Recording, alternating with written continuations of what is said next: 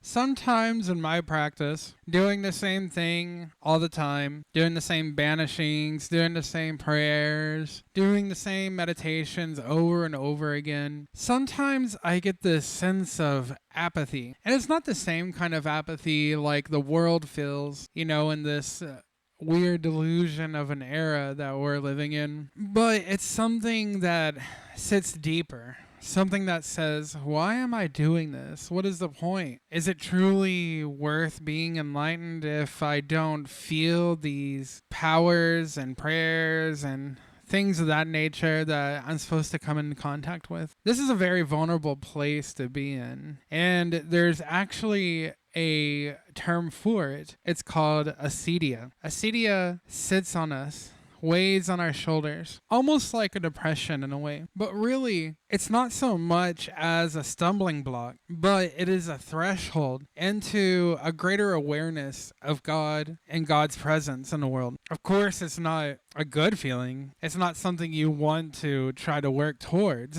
But acedia has its place, and it is a common symptom through enlightenment and enlightenment practices. So that's what we're going to talk about here in this episode of Gnostic Revival. We're going to talk about the Noonday Devil, Acedia, Divine Silence, and the Gnostic Soul.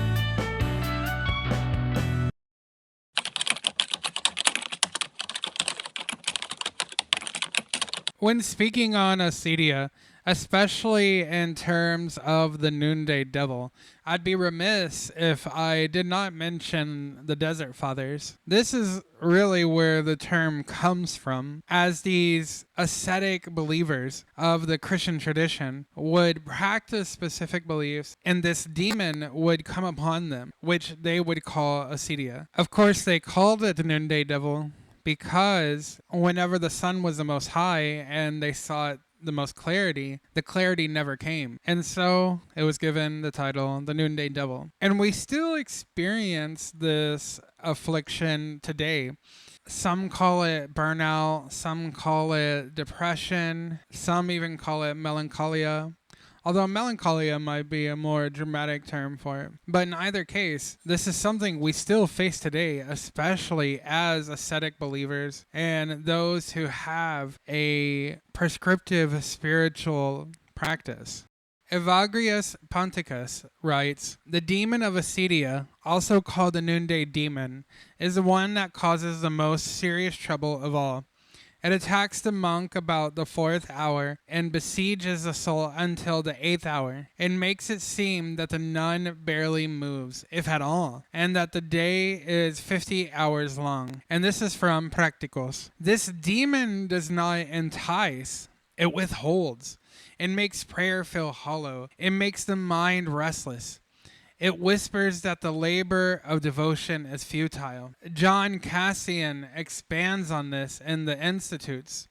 It makes the man sluggish and immobile in every work. He is as if dazed, as if asleep. He grows faint like one ill, and seems to be filled with such disgust and weariness that he cannot sit still. It is no accident that this demon arrives at noon. In biblical symbolism, noon is the hour of full light, the time when truth should shine brightest. Yet it is precisely when the soul is stripped bare of all distractions that the hidden ache of separation is revealed. Psalm 91 names it without euphemism. From Psalm chapter 91, verses 5 through 6. "Thou shalt be afraid for the terror by night, nor for the destruction that wasteth at noonday. In the stillness of high light, the soul meets a paradox. She knows God is real, but cannot feel him. She longs to ascend, but cannot move. She sits beneath the sun and weeps, not from unbelief, but from the unbearable silence of love unreturned. Notice how I highlighted that this is not a lack of faith or a loss of faith. Rather, this is a loss of feeling, a loss of connectedness, and not because you have done anything wrong or because you are being punished in any way, but it is because of the ways of the world and the way that our human mind works that we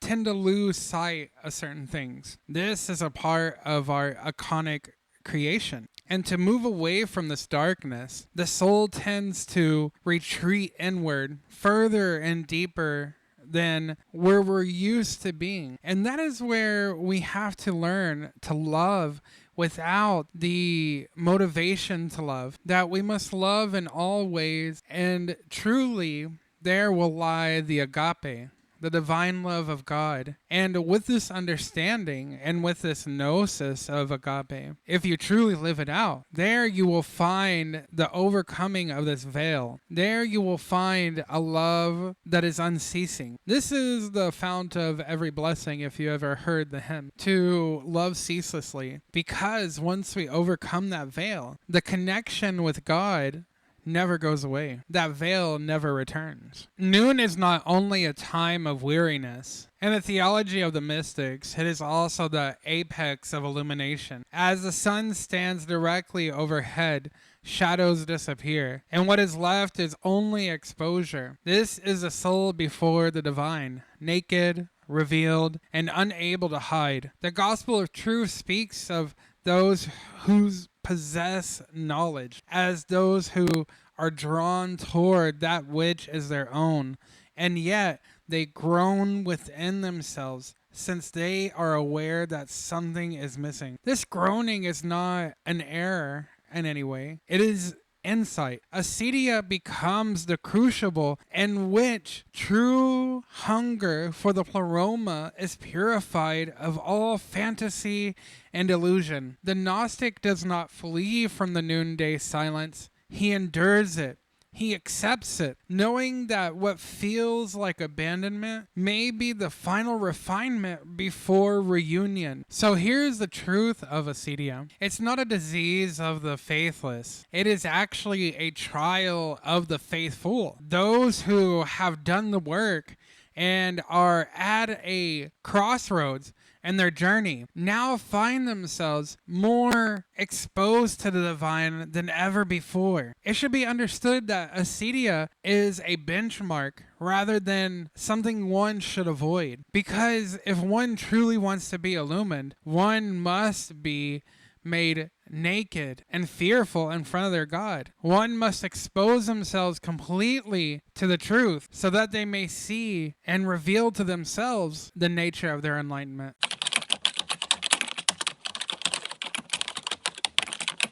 This silence is one of the most terrible silences of all. But like I alluded to before, this is a gift to those who are about to break into something higher. For someone who is about to have true revelation. The thing is that we must first go through this fire. We must first go through the pain of feeling disconnected. But the truth of the matter is that God is right there behind the veil waiting for you. But God cannot take away your sentience. God cannot take away your right to choose. God gave you free will, and he honors that free will as the emanator of the great light. And so he waits for you to climb up that mountain, to pull apart that veil. This is one of the understandings we have in the mystical order of the Nazarene when we perform our glories to the Holy Eternian. It begins with, "Glory be to the Father, who is only known in silence." This is the same silence I'm speaking about. For he who is without origin also is voiceless. Therefore, God commands through his presence, and that it is a test for us to climb up that hill,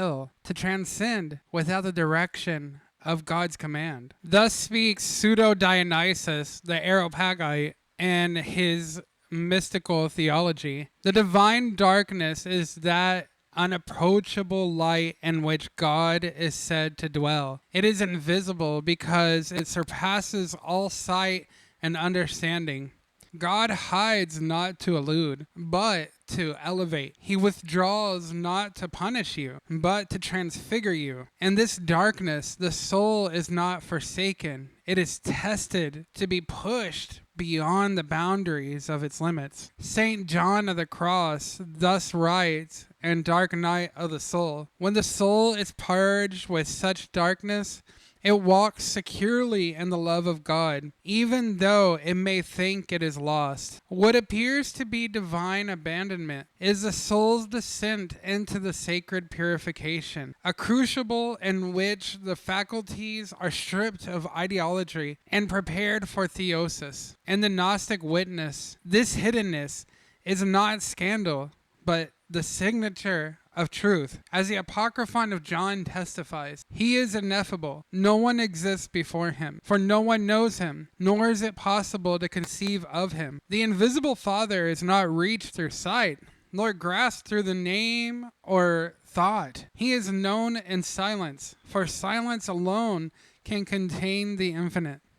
In more mystical or magical terms, this is the transcendence of the earthen degree, where one transcends everything that the earth element throws at you. For so long you've taken up the milk, but now you have to prepare yourself to eat the meat. But before you can actually eat the meat, you must grow your teeth out. And this is the process of growing your teeth out. Acedia is that painful gnawing feeling in the gums of the babe whenever their teeth are coming through. Once you are nourished and fulfilled by the inspiring presence of God, now God's presence is veiled from you, and the works and the mysteries feel so distant, but it is up to you to push through, to continue to work, and till the presence of God is unveiled again. The point is, though, you can't give up. You must transcend from the earth element to the air element, because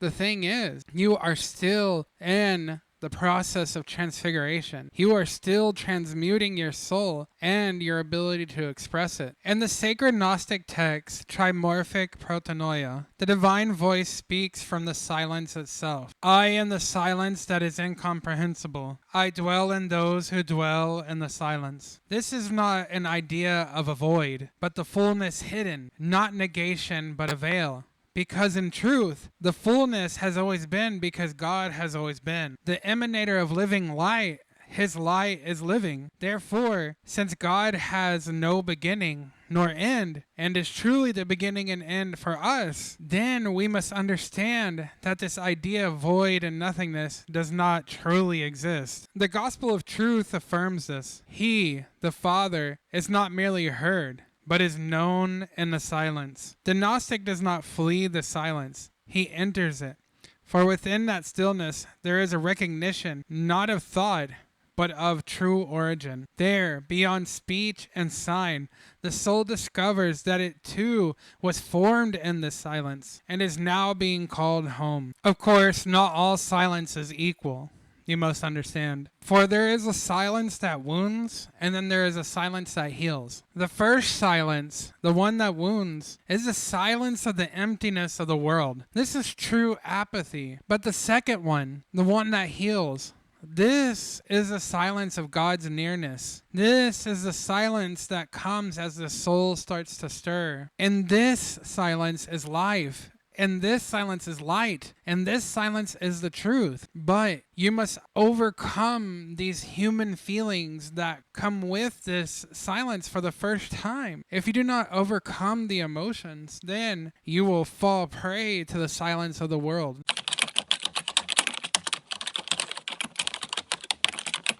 For the Gnostic Christian, Acedia has a whole nother layer to its problems. For as a Gnostic Christian, we are coming into anamnesis, a remembering of our true spiritual memory that resides within the soul. And thus, as we begin to remember that we are not truly of this world, and that our spirit is our true selves, and that this must unite with God, we become even more worrisome or filled with anxiety with the fact that we're feeling disconnected from God. So this idea that we are homeless and almost abandoned in this world, rubbing up against the idea that the veil has come between us and our true God, well, one can imagine how distorting that truly is. In the Gospel of Mary, the soul speaks, "I saw a light, and I was afraid. I beheld a likeness, and I did not recognize it. Yet I knew that it was myself." This is the confession of the awakened, to see through the illusion of the world and confront the weight of what has been forgotten. The Noonday Demon arises precisely here when remembrance or anamnesis sharpens exile. And Thunder Perfect Mind, the voice of Sophia, declares, "I am the one who cries out, and I am cast out. I am the silence that is incomprehensible." Her lament is not weakness. It is the cry of the soul bearing the fullness of knowledge while still clothed in the limitation of being human. She does not flee. She endures. She does not forget. She speaks through the veils. Much like when any of us face any kind of problem, when the Gnostic soul recognizes her place in this archonic labyrinth, they begin to be weighed down with the expectations and what must be done next, and thinking about every step instead of focusing on what truly matters, which is the end goal of illumination, the end goal of being one with God, Theosis. So this distracted soul, us who are Gnostic Christian, we see this labyrinth and we see every twist and turn, we see every step that must be done, and it becomes daunting. But we have to realize we have to release that stress and focus on the end goal. Look towards God and not the problems that we're facing. The exegesis on the soul says, "She became a body, heavy and clouded, far from the light. But when she remembered, she began to purify herself and turn toward her Father." The Archons do not always appear as visible tormentors. They operate in thought and suggestion and fatigue. They sow doubt not by argument, but by inertia. They do not destroy. They distract. And through this haze, the Gnostic soul is tempted to forget, to release all the progress. But forgetting is the true death. Watchfulness, vigilance is true salvation. Here again, it is highlighted that acedia is not a lack of faith. Rather, it is such a great expression of faith that we come into the realization and the memory of our true soul. And with that memory, we find that we are not in the place that we're really truly meant to be. That we must work towards fulfilling the fullness of anamnesis and then coming into union with God, which we call theosis. But this is where the idea of discipline comes in. Because if we are disciplined, if we have a schedule or routine, we can work through acedia. We can progress and continue our work without being distracted or bogged down with that feeling of being disconnected. We power through. We continue on with our work. But there is more to be said about the human dimension of this. The fact that we have a mind that bridges the communication between the soul and the body is truly something that needs to be measured and recognized. And thus, we should look into the psychology of acedia.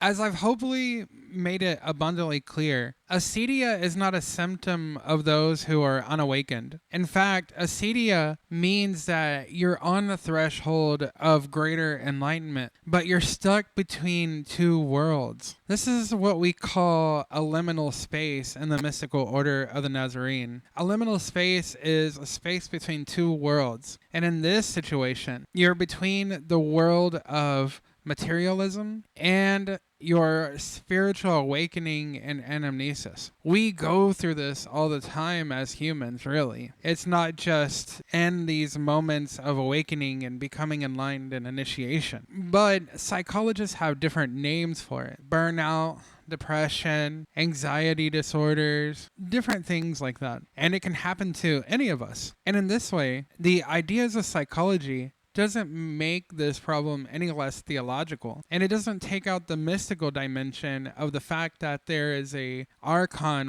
and a demon attached to these feelings. Rather, the psychological dimension of this issue only brings more depth to how to fix it and what it is we're dealing with. In his work, Man's Search for Meaning, Viktor Frankl writes, "When a person can't find a deep sense of meaning, they distract themselves with pleasure." This is not far from what Evagrius called the restless wandering of the soul during the noon hour. The acedia that drives one from cell to cell, from thought to thought, from screen to screen. The modern soul is no longer anchored by prayer, but is drawn across the surfaces by endless novelty, seeking purpose and distraction. Frankl also observed, "Life is never made unbearable by circumstances, but only by lack of meaning and purpose. Yet,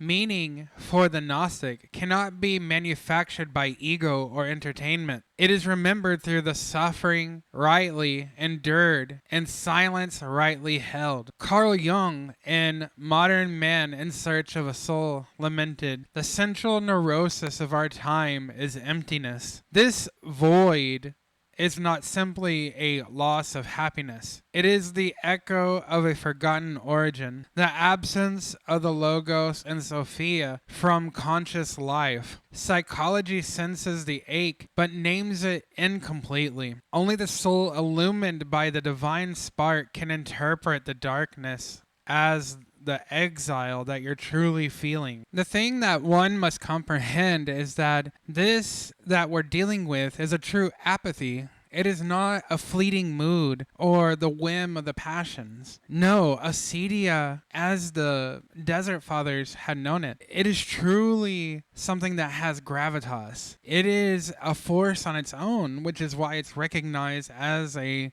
demon, as a spiritual force. This is not something that can be easily dealt with or distracted away or pop a pill and you'll be better. No, even with all of the medical intervention and things of that nature, you will still have acedia upon you. You will feel listless. You will feel apathetic. You'll ask yourself, why? Why do I continue? But this is something to be transcended, not dwelt upon. The Archons have always spoke through inner narratives, those cognitive distortions which twist thought and cloud memory of the divine. All or nothing thinking, catastrophizing, and apathy become their inner tongues. These are not simply errors in logic, but spiritual shadows, whispers that there is no point, that prayer is futile, and that the light has withdrawn from you. In this battle, modern psychological tools become useful in some cases, but not as substitutes for faith. More so as instruments of watchfulness, or what is called nepsis. Journaling is a way of anamnesis, recollecting your divine origin. Mindfulness becomes sacred stillness, meditation, awareness of thought without confusion. Even the idea of shadow work, when properly grounded and utilized, becomes a mirror for the fragmented soul to behold her suffering and gather what the Archons try to scatter and confuse. The point here becomes that you cannot avoid acedia. Trying to avoid acedia and not working through it only makes acedia that much worse. The apathy grows and it can swallow you whole. So, to make a place in the darkness, to sit with it, to travel through it, so that you get to the uncreated light. This is the way through acedia, the only way. For through the recognition of acedia, and recognizing what it is and what you're going through will help you through that process, keeping your mind on that idea that this too shall pass.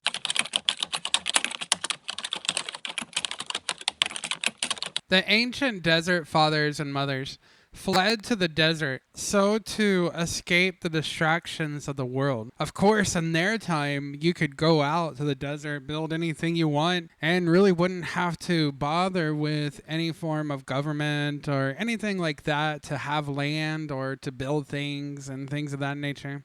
But the modern Gnostic contends with these same issues of distractions, but we are forced to be a part of the world, to be in it and not of it. And this is a matter of something that Jesus had spoke about, of course, being in the world and not of it. Yet the desert fathers and mothers still chose to run away and attempt to take on this feat in their own way, in this specific way, in a more easier way, really. But now in this modern time, we have screens and we have audio devices and cell phones and computers and all things like that. Very distracting technology that pulls our mind from one place to another. So then Acedia has the potential to be an even bigger problem because one will try to remedy the feeling of apathy with filling up their time and their ears with sounds that don't matter, with images that don't matter,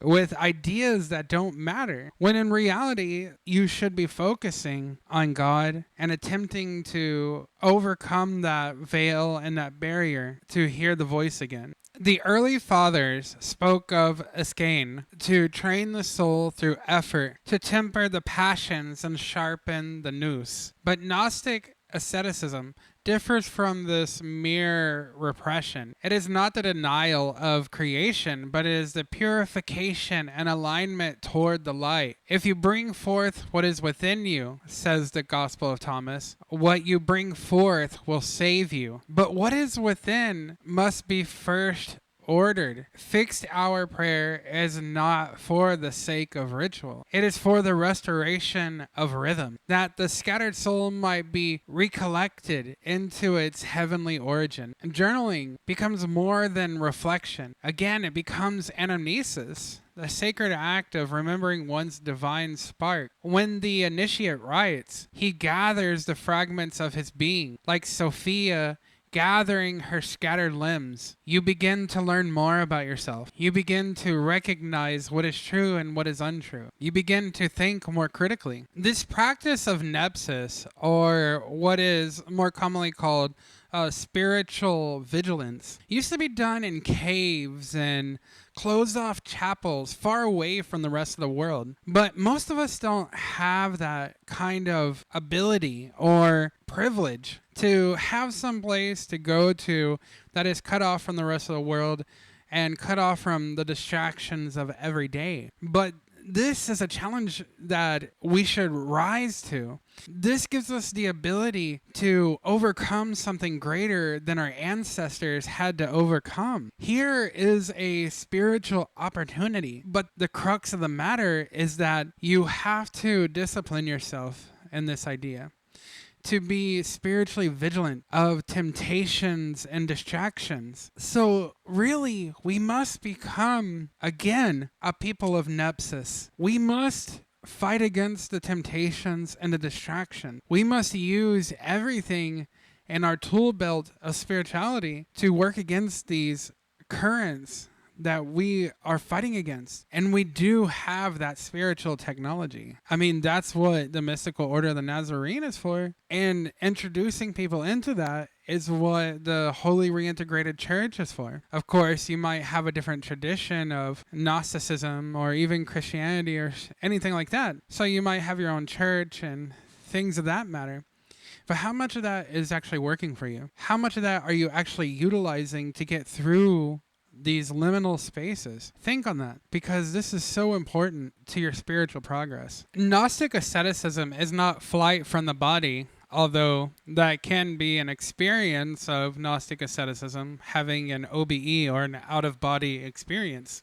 But really, this is a consecration of the body, making it holy. For the body, formed by Sophia's hands and imbued with the spark of the pleroma, is not an obstacle. It is an altar of opportunity. Manual labor, rightly offered, becomes prayer. One sweeps the floor to cleanse the mind. One cooks to sanctify matter. One lifts weights not for vanity, but to restore strength to the temple of the soul. Faith without works is dead, says James in the Bible. It is not just moral works, but embodied devotion. The Archons wish us to be disembodied, distracted, and numb, but the Gnostic should work with reverence and reclaim the sacred and the smallest tasks. Of course, this almost seems paradoxical because these are the very things that Acedia tries to convince you is worthless and not worth your time and things of that matter. But as I try to impress upon you is the idea that there has to be a shift of mindset because the mind is the bridge between the body and the soul. And this is happening upon your soul. The experience of the spiritual matter happens in the mind. Therefore, the remedy of that thing is in the mind too. So you have to impress upon it that what you're doing is a holy act. Sweeping the floor is a holy act. Washing the dishes is a holy act. Doing your prayers is a holy act. You must remind yourself of these things. Reinvigorate it, this spiritual fire. And of course, you can be creative with figuring out how to reinvigorate that spark and that flame. Instead of just, sweeping the floor, scatter salt on the floor first while saying a prayer to cleanse the floor of darkness and energy, and then sweep it up. Play music like Gregorian chants or something sacred to you, and do the chants while you do dishes and other chores. When you're doing your prayers, light incense, light a candle, play more of those chants that you love so much, any sacred music. This is the type of creative thinking you have to overcome acedia. And really, that is how you break through that liminal space of enlightenment. This is the place that the liminal space is trying to take you, to give you that creative spark within your spirituality. God became man so that man might become God, wrote Athanasius, and the Gnostic understands the divine spark placed in the soul by the unknowable Father was not formed for this realm of bondage, but yearns to return to the pleroma. The Noonday Demon does not simply seek to weary the flesh. It seeks to dim the soul. It seeks to dim the light within you. But to the soul who endures, acedia becomes a purifying fire, burning away the scaffolding of false identity and compelling the return of the real. As it is also said, "It is good for me that I was afflicted, that I might learn thy statutes," which is written in Psalms. In the furnace of acedia, the soul becomes attentive. The distractions lose their power. The acarnic illusions scatter like mist. What remains is the ache and yearning, and that ache becomes prayer. The ache does not go unanswered if you allow so. For beneath the silence, the logo stirs. Beneath the fatigue, Sophia is trying to give you wisdom. The soul that endures through the night awakens not to the light alone, but to the vision of Logos and Sophia. This path is not a path of harsh repression, of self-hatred and denial. Rather, this is a path of love. We choose to love ourselves so that this discipline becomes a sacred act. We choose to love the demon, acedia, and sit with it, embrace its darkness, integrate it into something that is holy, to take us to that next level. And that is the point, that it is love that will take us to that next level. Love yourself. Love God so fully that whenever his presence is separated from you, you know how to act, and that is with love. Sit with that demon. Sit with the darkness and let it teach you. Let it become your guide towards the light. Gnostic asceticism isn't meant to conquer the flesh and the beast body per se. even though that language is used a lot. But it is really to awaken the heart, to awaken that holy source within the heart. And once you do awaken that love, or at least whenever you are there with the darkness and embracing it, you are so close to that bridal chamber. And so when that demon returns to you, you can turn to say, my love, my Lord, my mother and father are still with me. You are a liar, and I know their love is with me, even though I cannot hear them. But it is because they have chosen to allow me to speak for myself. Here we recognize that through this act, God is empowering us to challenge the spiritual darkness of the world.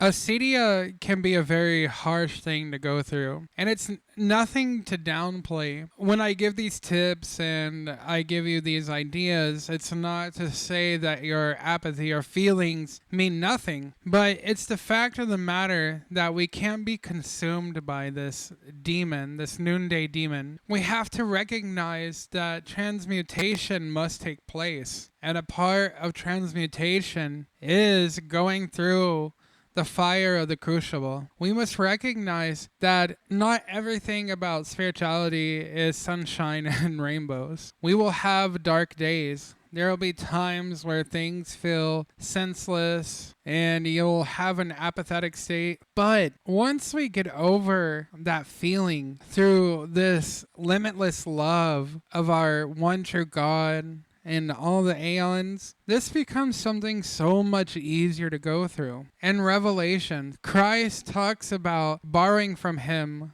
gold so that you may be purified and that your robes may be cleaned white. This is part of what is happening with Acedia. This dark demon, even though it is truly dark and is trying to trap you and is actually much darker than Archons, because it is trying to direct you completely off the path of spirituality, it is a catalyst for higher understanding. Everything within this universe, because it is created by the light of the One, has its purpose. Everything has its meaning, which is ironic because Acedia tries to get you to believe that there is meaning to nothing and that there is no true purpose to what you do. So maybe in that way, recognizing Acedia for what it really is, another cog in the machine towards your theosis to the one true God, then you can finally rise to the occasion and truly become more than what you are now. Truly become that which this moment is meant to make you. With that said, brothers and sisters of the light, this is the end of our episode. Please like, subscribe, share with everyone you know, everybody. Your cousin, your brother, your aunt, your mailman, that guy at Walmart that makes all the cakes and decorates them. Share it with him too. And beyond that, put on the notification bell so you can get over all the weird shenanigans that sometimes happens on social media. And also, look at my link tree down in the description. I have connections to my ex, not my ex person, but my social media ex. You know, Twitter, whatever. I got that. We got books for sale and other merch like t-shirts and hoodies. I also have made a buy me a coffee. So if you're interested in, tossing me some change, that'd be cool. All the money that is made from this channel goes back into the channel and goes back into building up the mystical order of the Nazarene and goes into doing more with the Holy Reintegrated Church. Basically, all of this money I try to make on this platform, I am trying to really build this community up. None of that money goes back into me personally. And in case you do, or you don't, and you went ahead and liked and subscribed and shared this video, I just want to say thank you from the bottom of my heart. This is my 21st video. I've been doing this since February 26th of this year, and I'm going to keep on doing it. In a way, this is my work against Acedia. So, brothers and sisters of the light, always remember the light itself. For when it is time, the light will remember you too. There is an answer. There is a way. Gnostic. Revival.